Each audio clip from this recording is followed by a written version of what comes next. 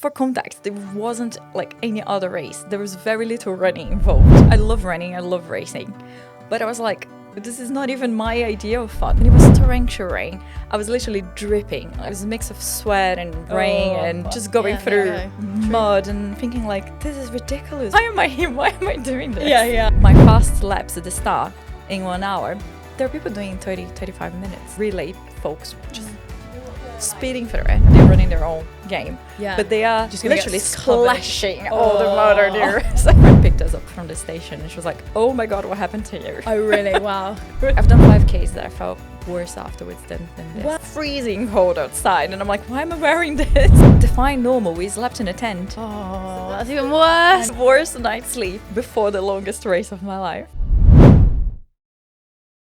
Hey guys, and welcome back to Uplift Conversations. Today we have a super exciting episode because Zaira is sharing her recent experience of, for some weird reason, running for 24 hours, overnight, no sleep. Me and Evie have no idea why or how. Yeah. So we're going to ask her all the questions right here with you.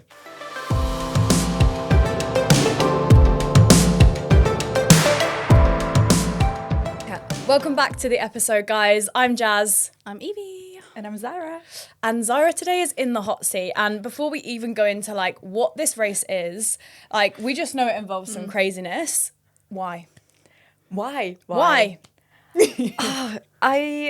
don't know. Like I've been talking to a few friends from the club about doing an ultra, but I was always a little bit hesitant because I don't know. It feels so daunting. A marathon is already daunting enough, but this one. It seemed like, you know, it's kind of signing up to doing an ultra, but having the getaway card that you can stop at, you know, 2 laps, 3 laps, whatever you feel. And there was a festival going on around. So I felt, you know, if it comes down to it and I can't really complete, I can, you know, it's still okay just to do a marathon and I won't feel like I DNF'd and I didn't finish, you know. So it's like, rather than a start-finish, with the format of, can you explain how it worked? Yeah, but like just sort of like quickly dialing back to the why it's, I don't know, I'm so comfortable with the marathon distance already that the only way of getting better at it is getting faster. So this felt like I want to see what my body can do. I want to, you know, like push that limit a little bit and then hopefully at some point do 2 Oceans marathon, which is also an ultra in South Africa. But then I thought this is a good training race in order to prep to do that. Yeah. But yeah, so the format, this is Endure 24, which the 24 I used to think it was because it was in 2024 the first time that I heard about it, but it's not. It's actually because you run for 24 hours. And Endure 24, 25. Yeah, it's 2025. But yeah, so you run this 8-kilometer loop, 5 miles, and you can do as many times as you can fit in 24 hours. And yeah, it's quite healing, which is something that I knew it was going to be undulating, but I wasn't expecting it to be perhaps as much as it was. Yeah. And trail, which I don't really train on trails. So a little bit different to the Thames Path for you.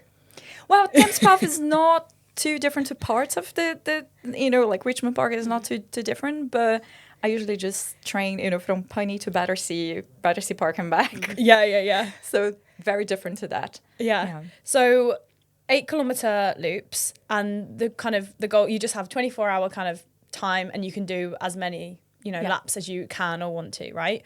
And before this, had you done, so you said that you're comfortable with the marathon distance, which is obviously 42.1, 0.2K? 0.2K. There we go. If we're being specific, it's like pi. How is that the furthest distance you've ever run before a marathon?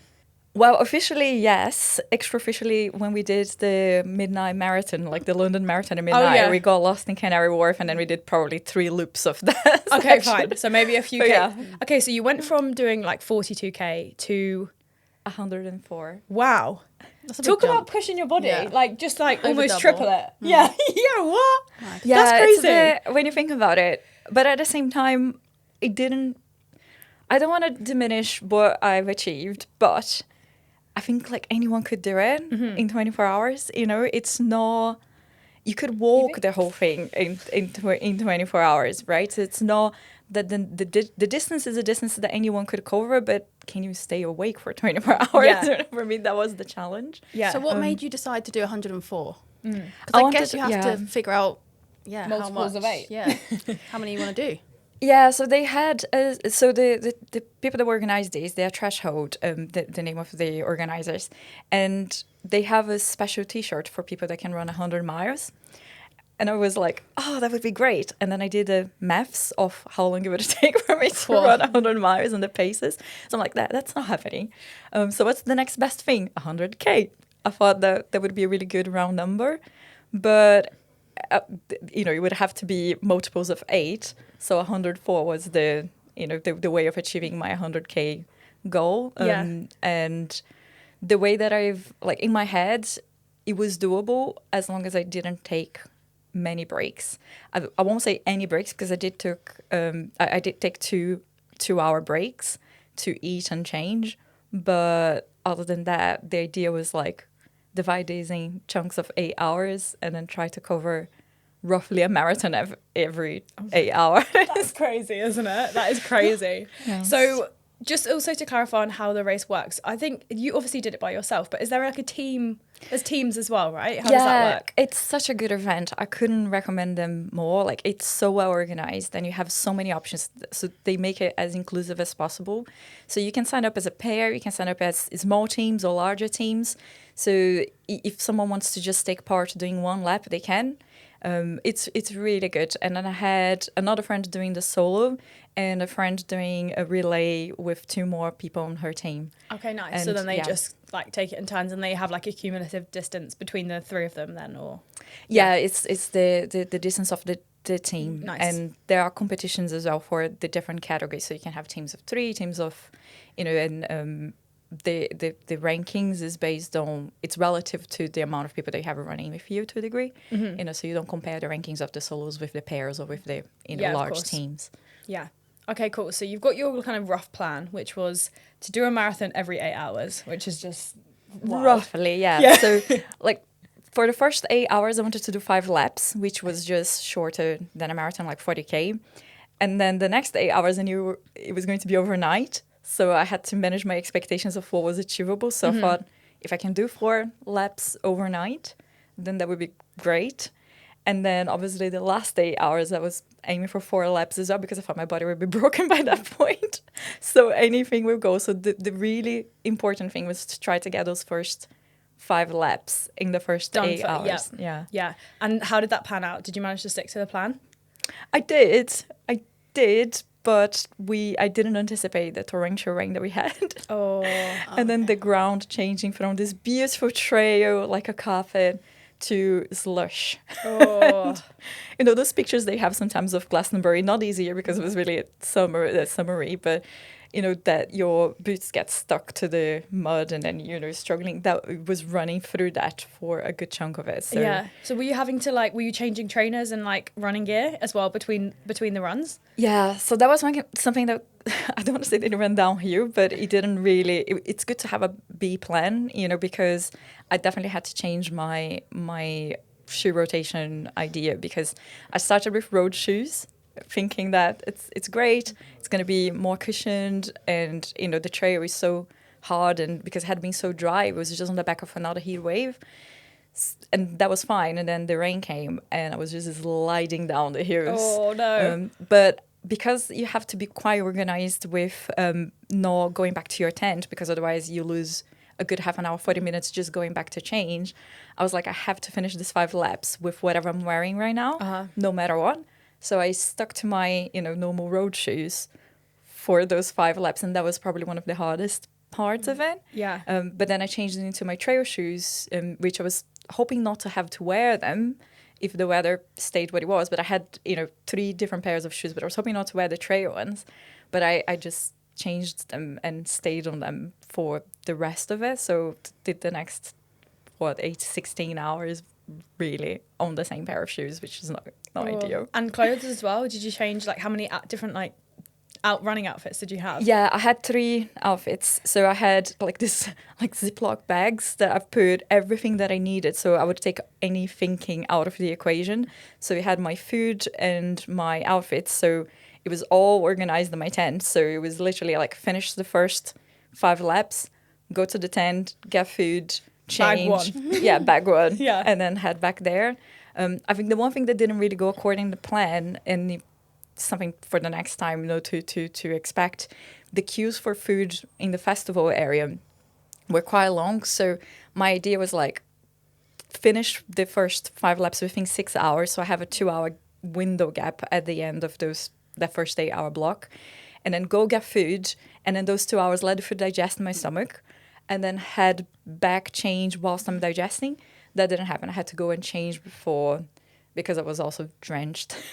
And then go and get food. So my second block, my first lap was kind of a walking, running lap because I had to let the food set in my stomach. Yeah, it was too close. And I had a big pizza. Yeah, nice. Which is something that you wouldn't expect on a race as well, right? No. Like I'm going to have a massive pizza and I'll go and run another... Good carbs, right? Good carbs. 32 kilometers. Yeah. I like the way you split it into blocks, though. That makes it much more... Well, it still sounds crazy, but it makes it sound much more achievable, right? Yeah, and it gave me a target. So, I knew that I had... a buffer at the end of those 8 hours, and I could choose how to use my time. So like overnight, because it was so slippery and I couldn't see much. I don't think that I didn't think about it. Like I also thought that the course would have some lights or some kind of something that I wouldn't realize solely on my head torch. Yeah. But apparently not. I really... You would think, wouldn't you? Yeah. That it would have lights. I guess if it is it just that she threw like woodland or... Yeah, it's through a forest. Yeah. So there is a section of it that was really beautiful. Like they called it the fairy forest. And then that section had, like, it was just magical running through it. But it was a tiny little, 400 meters stretch. Everything else, it was solely reliant on my chest torch and then my head torch. So it was a good result that I had two, something that I didn't, like, it was very last minute call to order another one because I thought, no, just my head torch will be fine. But my chest torch was so much better because it didn't bounce as much as my head torch. So, and you don't see your breath because one thing that, like, not used to trail running. Yeah. When you have your head torch, you can see your breath. Because it's so humid and you kind of, your vision gets really clouded by your own breath. But when it's on your chest, you don't see that much. So I started with my head torch, but it didn't last the whole 8 hours. It lasted maybe 3 hours and I had to shift to my head torch. So it was good that I had backup because you're not allowed on the course without your like own a light. Yeah, it's part of their safety. And how did you cope with not sleeping? Because, like, was that the biggest challenge, do you think? Like, the sleepiness or... Yeah, it was definitely the bit that I was most worried about beforehand. But as bizarre as it may sound, I don't know, you're so pumped on adrenaline. Yeah. I don't know if I guess could if you're have still eating and, like, you're outside, like, you're not really encouraging yourself to get sleepy, are you? Just, like, stimulated. Yeah, and...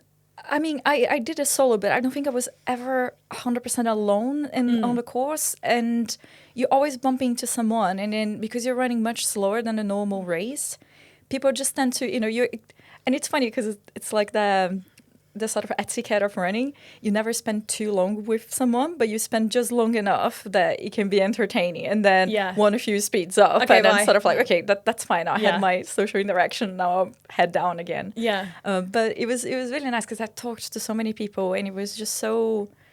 I don't know, the community and the fuse is so different than road running. I really enjoyed that aspect more than I thought I was going to.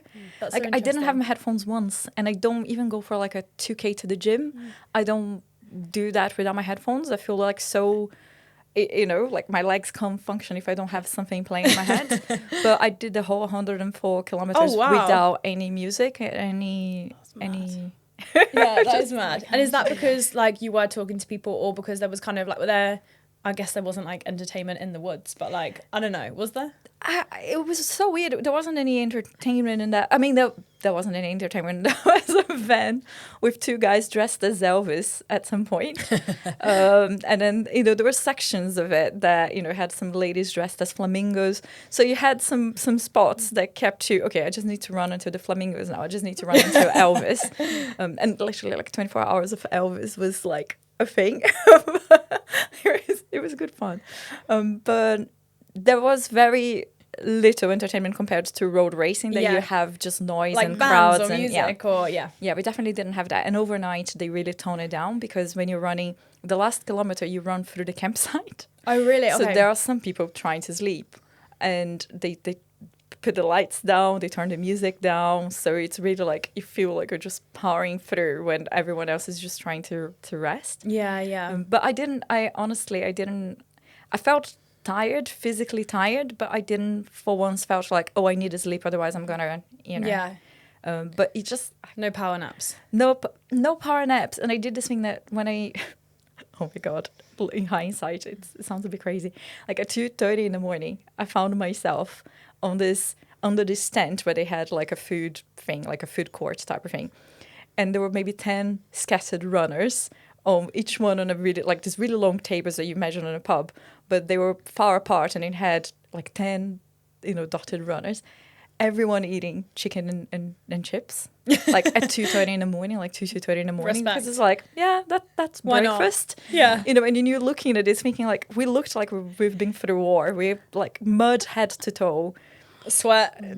Just, gross, eating like chicken and like after a night out.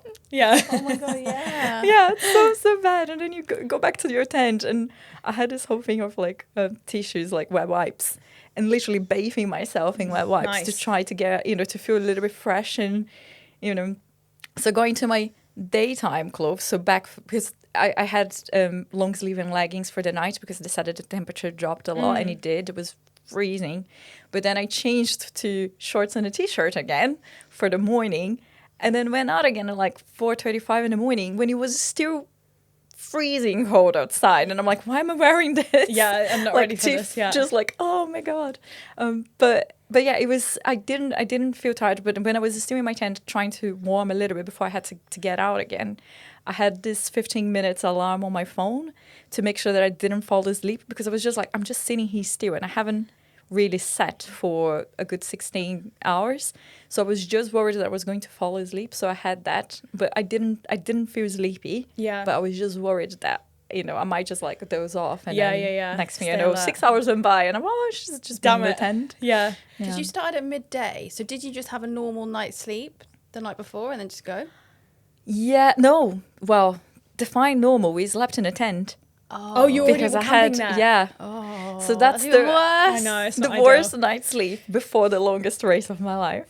The camping part, honestly, maybe sounds like the worst part for me. Like, I don't mind camping, but with all of that, like, physical exertion, I feel like I would need, like, a mattress, a bed. Yeah. Do you know Were what I there mean? showers there? There were. We didn't use them. Like, yeah. Because you just wouldn't, would You'd you? wanna 'Cause be you're like, fresh I'm going to those be home long tomorrow. times. Yeah.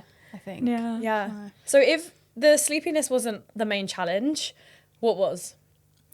I think definitely the weather, but like you can't control, right? I wasn't expecting the ground to be as muddy and to do not as much running, So I mean, I don't know if my body would have held up as much as it did if I had actually ran as much as because I think I was only able to not feel as ruined at the end of it because I was doing so much walking. Power walking, but just so much walking. I think if I had actually ran 3 marathons, or 2.5 marathons, I don't think my body would have coped with it. I think it would have broken before it did. Yeah. How much like running versus walking or power walking would you say you did? Was it mostly running or kind of even split? Yeah, so I walked all the hills from the beginning. Yeah, from like smart. very first lap, any hills, and everyone seems to do the same. Oh, really? Yeah. I mean, most people seem to I do guess the you same. don't. You can't really run. I mean, I can't run hills much faster than I can walk them. I don't think. So It's just like I think what you need to think, like my first few laps, I was doing them in 1 hour, roughly 1 hour. My last few laps, I was doing in an hour and a half. okay. I had this like I have to do 1 hour and a half a lap. My 8 kilometer, when I'm actually going for it, it would be more on the 45, 15 minutes. Yeah. Not that. Like in a hilly condition like this.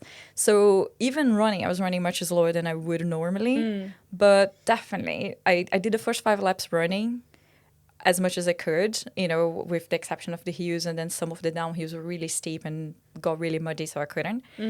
For the nighttime, I was running the runnable bits, which were the not as muddy sections, which I would say was maybe 3 kilometers of the course was you can really run. The rest of it was run, walk a little bit, run, walk a little bit. Yeah. And then towards the last 4 laps, my knee went, I think, rookie mistake, please don't do this. But I had the 2-hour break, from like 2:30ish until 4:30 in the morning. And I didn't warm up. I just felt like, oh yeah, it's fine now. I can just go back and then I've been start running running for again. hours. And one of the runnable bits was at the very start of the laps, which was more like road surface than anything else. So I just started running a bit right away, and then my knee just, No. So the last 4 laps, like I guess the 3 before the last one were very much just power walking. I couldn't because my knee was just getting swollen and swollen and swollen by the time. And then the last one, I was just like, I want to finish this running. So the last 3 or 4 kilometers, I managed to finish. After I got past the 100K mark on the course, I was like, okay, it's fine. I have now another hour and a bit to finish 4 kilometers. I can do that. So I just started running again against my best judgment. Yeah. And how's your knee finished now? running. It's fine. Like I took a week break, a complete week off. That was what my coach suggested afterwards. And then my first run back, I made the mistake of going to Wimbledon Common, which was traily and a little bit hilly as well. She can't stay away from the trails. She can't. I don't know what happened to me. Have you done a trail race before? No, Are you going to do another one? possibly. Maybe. Not anytime soon. I mean, she's trying to possibly. rope us into the next one, so I think it's safe to say she'll definitely do another one. I think so. It's good. It's good fun, but I think I need to do a lot more work at the gym before. It does take it's a whole different. Yeah, I bet. Like your ankles, your shins, and So it's much just the volume. downhill. Your quads are just on fire. It's not. What would you say as well, like in terms of recovery? So how did you feel the next day? Like, how long did it properly take you to recover? Have you ever felt pain like it? Did it feel like a marathon or completely different? I mean, apart from my knee that was swollen and then I was icing it. Yeah. I mean, the worst of it was on the train back home because I came back on the train. I couldn't bend it. I had to just keep it straight. Oh, really? Wow. It was that bad. It was like double its size. My friend picked us up from the station and she was like, "Oh my God, what happened to you?" Oh, really? Wow. It was really bad.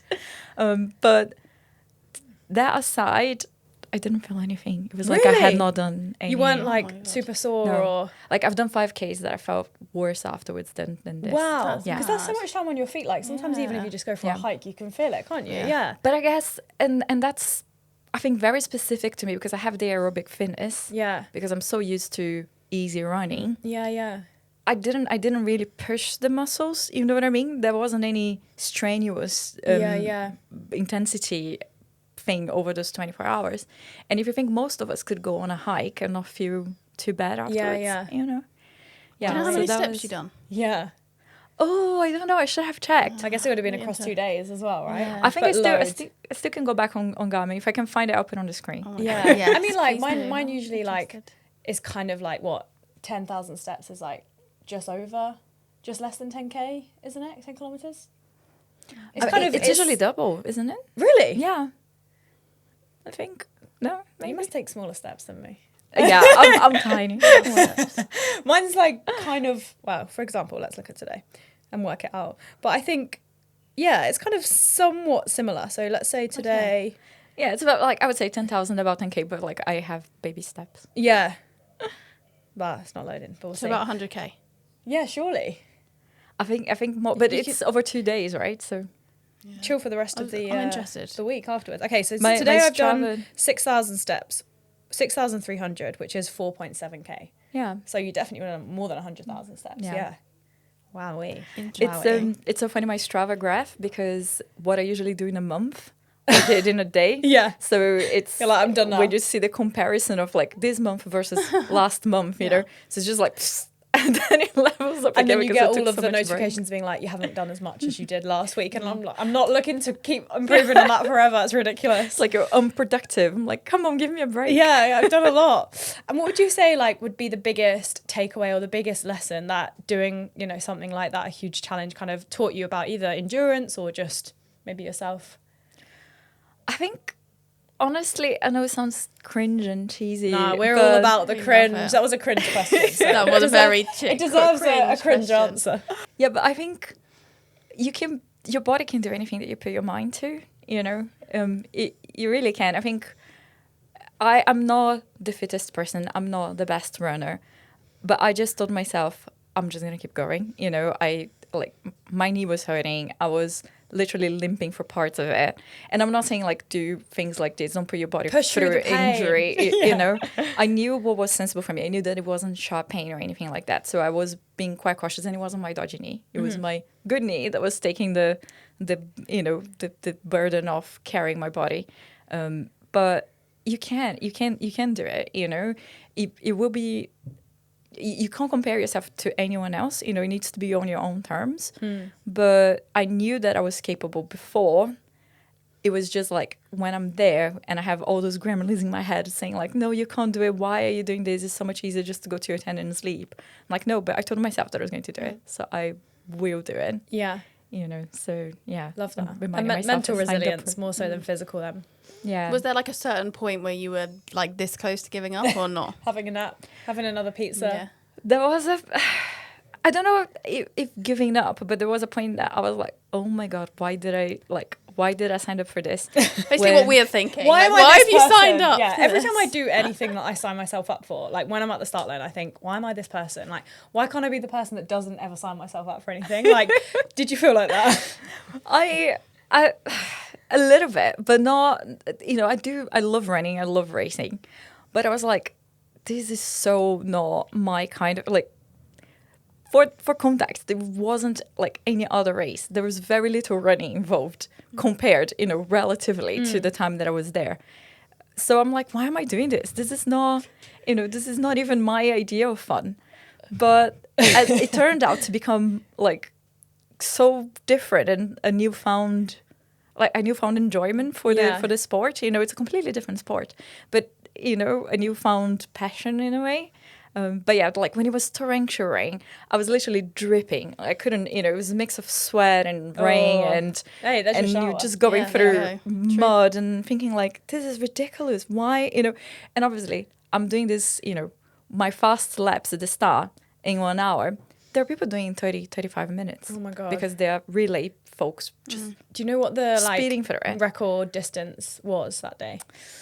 I don't from the top of my head, but I'll have a look and then I can put on the screen as well because it's incredible. The amount of distance that some of the relay teams cover, it's insane. Wow. And, you know, they would just, like all the puddles on the ground, they would just run past you. And then you have to accept they're running their own game. Yeah. But they are just literally splashing all the mud on you. So you're like, why am I here? Why am I doing this? Yeah. Like I've literally chosen to do this. Yeah. I guess that's hard, isn't it, as well? Because if people are doing relays, they're having way more rest. And then you can always compare yourself and be like, I need to try and speed up. Yeah, 100%. But like huge kudos to the organizers and to the people that they've put on the section supporting us, because solo runners, we had a different wristband with a different color, and oh my God, the support for solo runners is unbelievable. That's good. Even from other runners, so they're like, go solo, and it gives you a boost. You know, that's amazing. Yeah, so cool. I got a few rapid fire questions to finish, if that's okay. So first one, what was the single worst moment of the whole 24 hours? I think trying not to fall going downhill in the mud and literally like feeling like Bambi. And I think every time that I was getting to that section, I was like, oh my God, I hate this, you know, and then would pass the section, would be fine. But I would be dreading getting to, there was one specific section after the forest. Anyone who's done that will remember. And then there was a camera sorry, I know it's rapid fire, but it's not rapid at all. But there was a camera at the bottom of this thing. Mean. That, you know, you're supposed to run down and then turn left. And I'm like, I'm still going to run into this camera and then just go like, you know, bowling alley. Yeah, get some great race photos. Yeah. No, I mean, just literally like tumbling over the camera and falling with my face on the, you know. That was the hardest What thing. was the most random thing that you saw like in the middle of the night? So many weird costumes and stuff, but like in the ferry section there were people dressed up, and then lots of like fairy lights. There were a lot of runners wearing fancy dress at night, and I wasn't expecting to see this many. And you know, when everything around you is so dark, you see all those flashlights and you think like, am I hallucinating? Is this actually happening? Is there someone dressed like a just tripping at 2 a.m. with these fairies running? Yeah, but like not at 2 a.m. but like from the first lap I wasn't expecting to see someone like a Elvis impersonator, you know. Oh, really? Yeah. And So then quite a lot of people were in fancy dress then. yeah, but like the Elvis was a supporter. It was just like someone on a trailer van dressed as Elvis singing, and then had these stickers. We should do that. Oh my That God. sounds way more fun. We'll do that next time. And he had stickers that said "I love Elvis." So I ran my first 5 laps with a sticker with "I love Elvis" on my chest, and then my friend came in and to support. He came to support, and she was like, "I love Elvis," and I was like, "Yeah, apparently I do." Yeah. And what is one thing that you will pack next time that maybe you didn't have with you that could have come in a bit handy? More wet wipes. More wet wipes. Nice. Pits and bits shower.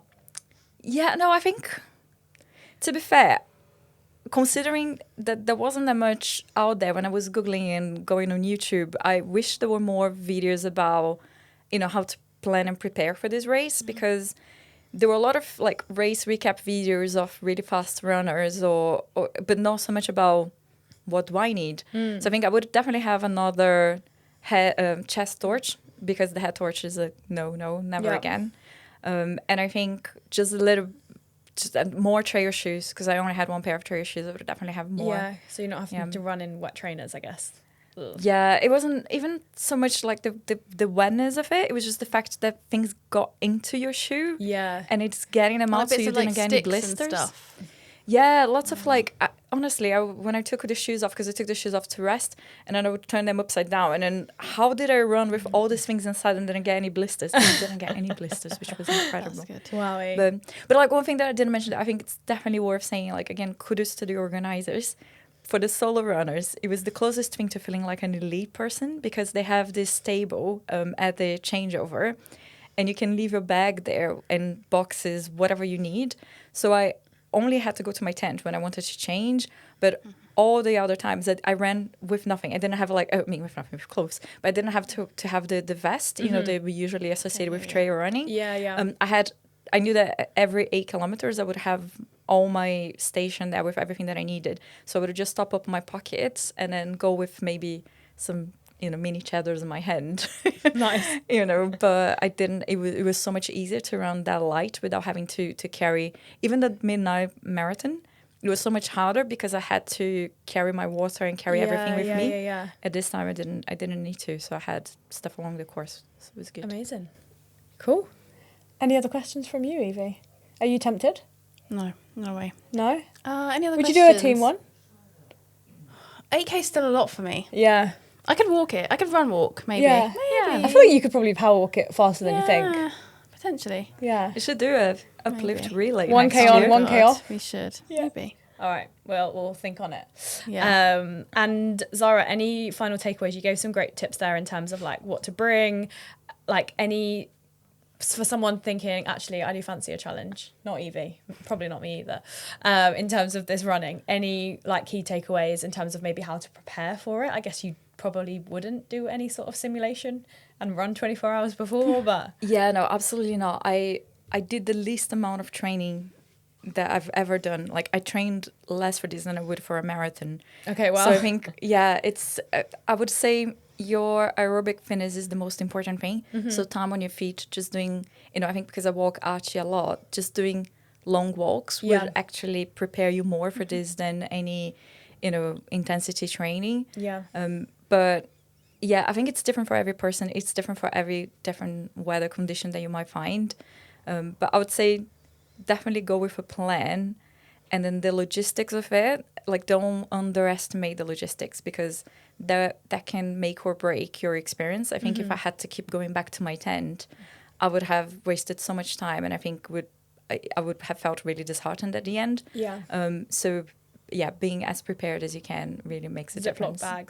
Ziploc Bags with think everything that you're going to need before, and Bag it up. there's no questioning of like, what do I need at 2:30 in the morning, and then rummaging through your bags and stuff. No, just take it, even though you've done the homework beforehand. Yeah. And is it already open for registration for next year? It's already sold out for next It's year. already sold out. It's Oh, already that's a sold shame. out. Are you doing it? No, I was actually just thinking I do want to do it, but now I can't. So that's a real shame, isn't it? But Damn good reminder, it's sold out, but you can still run for charity, which is what I did this year. I ran for Sporting Mind, which, it's a great charity. And how much they were did really you raise? great. Gosh, I can't remember, but it was, I think the target was want to say 300 or 400 pounds. I can't remember now, but I definitely achieved my target and a bit more. It's a lot less than what you would for something like a London marathon. It's a lot more achievable. And the charities are more local, small charities as well. Because I don't think I said, but this is in Reading. They do a Leeds and a Reading race. Cool. Yeah. Nice. So Why are Leeds and Reading so Why are they partners? linked? I think about the festival. Yeah. it's like the festival, right? Don't know. I don't know. If you know, comment below. Let us know. Yeah, or maybe we'll do some research and put it up on the screen. Amazing. Well, thank you so much for sharing your story. We are very impressed and also quite bewildered by it definitely, as 100%. well, but definitely impressed. Guys, if you have listened to this and thought, actually, that sounds like a great challenge, I would love to do that, and you have any questions, as Zara said, she found it really hard to kind of find lots of advice and tips beforehand, so she's more than happy to answer any questions. Pop a comment below, and also just pop a comment below if you think this sounds like something you would like to do, or if you agree with me and Evie and think it sounds terrible and would much rather be Elvis. Thank you so much for listening, guys, and we will see you in the next episode. Bye.